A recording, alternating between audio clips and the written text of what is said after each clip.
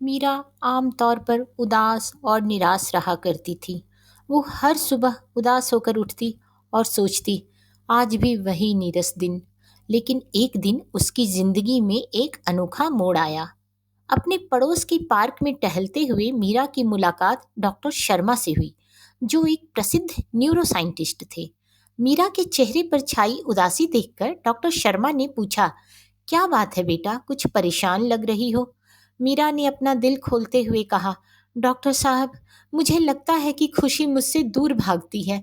क्या आप बता सकते हैं कि खुशी का राज क्या है? डॉक्टर शर्मा मुस्कुराए और बोले, मीरा, तुमने कभी डोपामिन के बारे में सुना है? मीरा ने सिर हिलाया, नहीं डॉक्टर साहब, यह क्या होता है?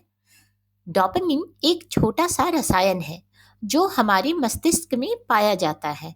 यही हमारी खुशी का असली राज है, डॉक्टर शर्मा ने उत्साह से बताया। मीरा की आंखों में जिज्ञासा की चमक आ गई। डॉक्टर शर्मा ने आगे समझाया, जब हमारे मस्तिष्क में डोपामिन बढ़ता है तो हम उत्साहित महसूस करते हैं। यह हमें नए काम करने के लिए प्रेरित करता है, और जब हम वो काम पूरा कर लेते हैं तो हमारा मोटिवेशन और भी बढ़ता है और हमें खुशी मिलती है। मीरा ने कहा, लेकिन अगर यह कम हो जाए तो क्या होगा?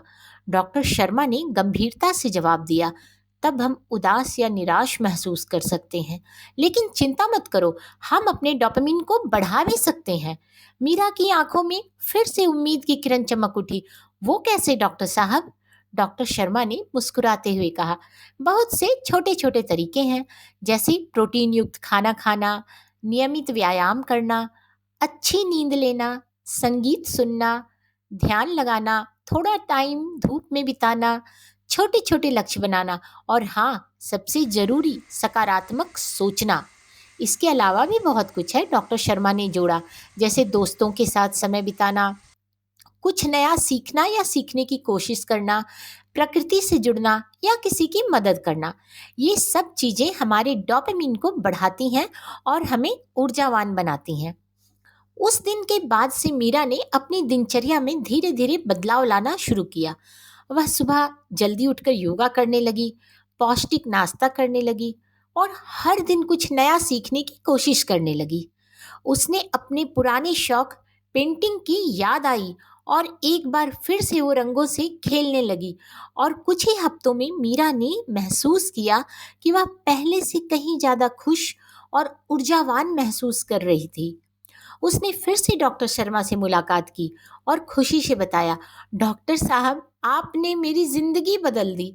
मुझे अब पता चल गया है कि खुशी कोई बाहरी चीज नहीं, बल्कि मेरे अपने मस्तिष्क में छिपी हुई है। डॉक्टर शर्मा ने गर्व से मुस्कुराते हुए कहा, शाबाश मीरा, तुमने खुशी के रसायन को समझ लिया है। याद रखो, संतुलन बनाए रखना भी जरूरी है। बहुत ज्यादा डोपामिन भी नुकसानदायक हो सकता है। इसके अत्यधिक मात्रा में होने पर किसी व्यक्ति में अधिक जोखिम लेने की प्रवृत्ति या मनोविकृति जैसी समस्याएं हो सकती हैं। तो देखा दोस्तों, हमारी खुशी हमारे अपने ही हाथों में होती है, ना कि दूसरे के हाथों में।